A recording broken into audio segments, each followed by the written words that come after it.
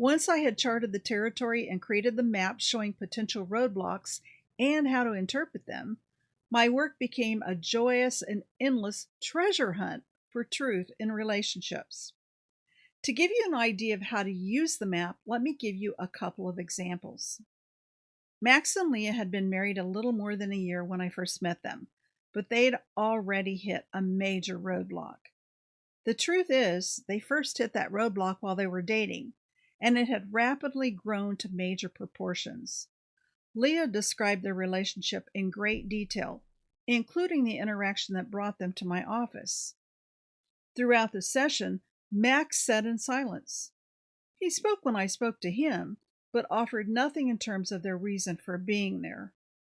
Everything I learned about the situation came from Leah and Max's nonverbal communication, which was screaming volumes into my heart.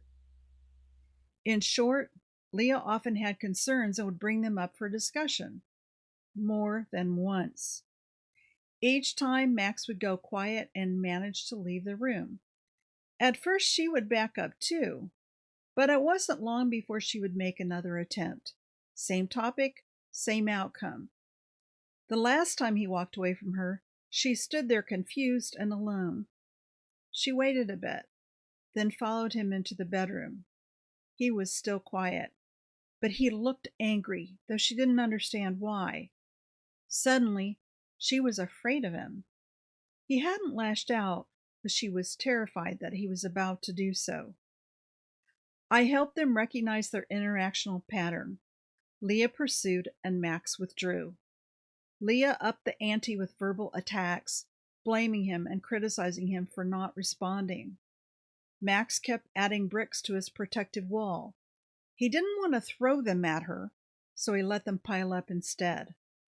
She felt abandoned and tried every tactic she could to get through the wall. They were stuck. Max just wanted peace.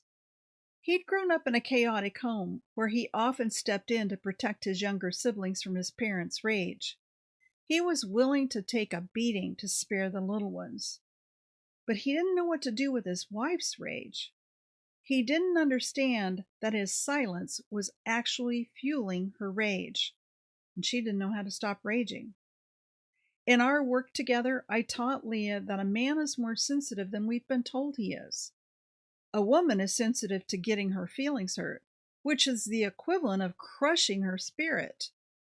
For a man, it's about his masculine identity. When his wife scolds him or gives him advice, he feels a deep sense of shame, like he did when he was a little boy. As soon as Leah would begin to speak, Max's heart rate would go through the roof. His autonomic nervous system would launch him into fight, flight, or freeze mode. He literally couldn't think. He was speechless. He didn't want to fight with her. He'd spent his entire life avoiding fights, and he was trying hard not to run away. So he froze and quietly drifted into a different room, hoping the storm would subside. Once Leah understood what was happening for Max, she was able to approach the sensitive subjects from a different, less accusatory position. Then she would allow him space and time to think before expecting a response, and she changed their pattern. Then Max began to realize that Leah just wanted to address problems, not blame him for them. Theirs was a simple solution, but not readily obvious to either of them, and it definitely wasn't easy for them to take a closer look at what had been happening to them. But they did it.